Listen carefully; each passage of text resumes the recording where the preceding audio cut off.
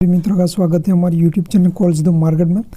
आज हम 5 शेयर देखते हैं। इसमें पहला देखें तो रुपया 180 तक जाने के लिए तैयार है ये शेयर, विशेषज्ञ कहते हैं खरीदे।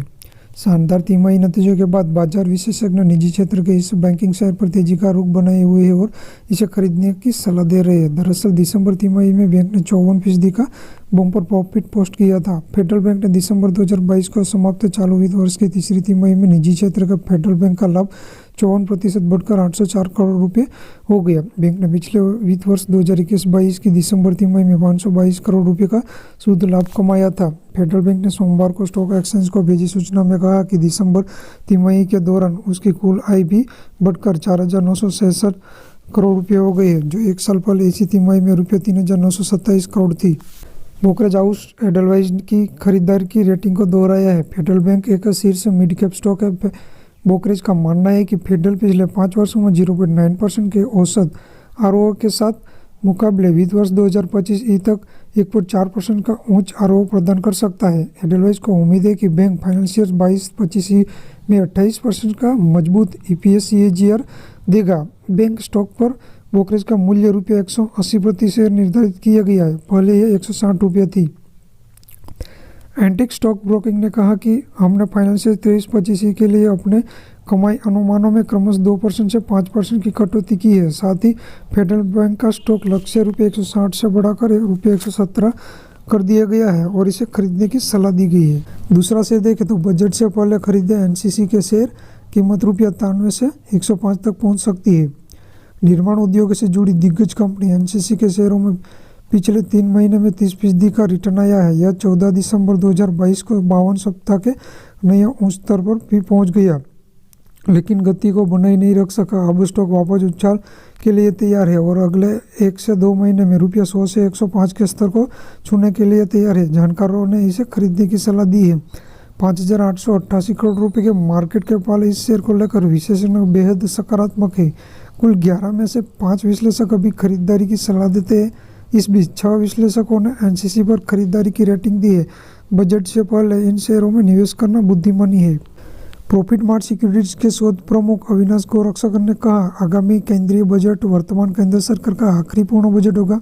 अपने पिछले बजट को देखते हुए मोदी सरकार से उम्मीद की जाती है कि वह एक जन केंद्रित बजट पेश करेगी, जहां रोजगार सृजन होगा। विशेष ध्यान दिया जाएगा रोजगार सृजन के मोर्चे पर विपक्ष द्वारा मोदी सरकार पर हमला किया जा रहा है। कृषि के बाद बुनियादी ढांचा सबसे बड़ा रोजगार पैदा करने वाले क्षेत्रों में से एक है। इस पर विशेष ध्यान देने की उम्मीद है। अगले बजट 2023 से पहले एनसीसी के एनआर निर्माण, कमिस इंडिया, एल&टी आदि जैसी शेयरों को खरीदना बुद्धिमानी है।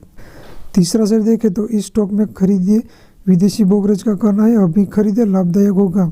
एपेसन ई-कॉमर्स वांचस नायका के शेयर में यूके स्थित वित्तीय सेवा प्रमुख एचएसबीसी ने नायका पर अपने लक्षित मूल्य को अपग्रेड किया है। ब्रोकरेज ने स्टॉक पर बाय रेटिंग दी है। नायका का स्टॉक 12 जनवरी से लगभग 14% नीचे है। पिछली बार 11 जनवरी को स्टॉक ग्रीन में हुआ था। एचबीसी ने 16 जनवरी को नायका पर अपनी इंडिया इक्विटी स्ट्रेटेजी रिपोर्ट में कहा कि बढ़ती पैदावार और हालिया लॉक इन एक्सपायरी 10 नवंबर 2022 पर वैश्विक तकनीकी बिकवाली के कारण शेयरों में आंशिक रूप में सुधार हुआ है। एचएसबीसी का मानना है कि नायका का मूल्यांकन अब अधिक आकर्षक है। कंपनी के शेयर बढ़ने की संभावना है। आपको बता दें कि नायका के शेयर मंगलवार को बीएसई पर 4.35% की गिरावट के साथ 134.15 पर कारोबार कर रहे थे। शुरुआती कारोबार में शेयर ने 132.55 के 52 तक के निचले स्तर को छू लिया है। इसका मार्केट कैप 38,252 करोड़ से अधिक है। एचएसबीसी ने एक नोट में कहा कि हम नायका के बिजनेस सेगमेंट को सम ऑफ द पार्ट्स का इस्तेमाल करते हुए महत्व देते हैं। हम नायका के नए लॉन्च किए ई-B2B सेगमेंट का मूल्यांकन करते हुए डीसीएफ कार्यप्रणाली का उपयोग करते हुए ब्यूटी, पर्सनल केयर और फैशन को महत्व देते हैं। कंपनी 6% की टर्मिनल वृद्धि भी देख सकती है। हम नायका के शेयरों पर खरीद रेटिंग दे रहे हैं। चौथा शेयर जो है तो आईपीओ मूल्य से 75% गिरा यह शेयर। विशेषज्ञ ने कहा अब तेजी, कीमत रुपये 1120 तक जाएगी, खरीदे। Goldman Sachs fintech company Paytm पर बुलिश है और इसे खरीदने की सलाह दे रहा है। गोल्डमैन सैच ने कहा कि फिनटेक प्रमुख पेटीएम मार्च 2023 तक समायोजित एबिटा पर लाभदायक होगा। रिसर्च फर्म ने पेटीएम के मूल कंपनी 197 कम्युनिकेशन के लिए टारगेट प्राइस भी 1100 रुपये से बढ़ाकर 1120 रुपये कर दिया है। आपको बता दें कि पेटीएम का शेयर आज 534.30 रुपये पर कारोबार कर रहा है। शेयर अपने आईपीओ मूल्य से अब तक 75% गिर चुका है।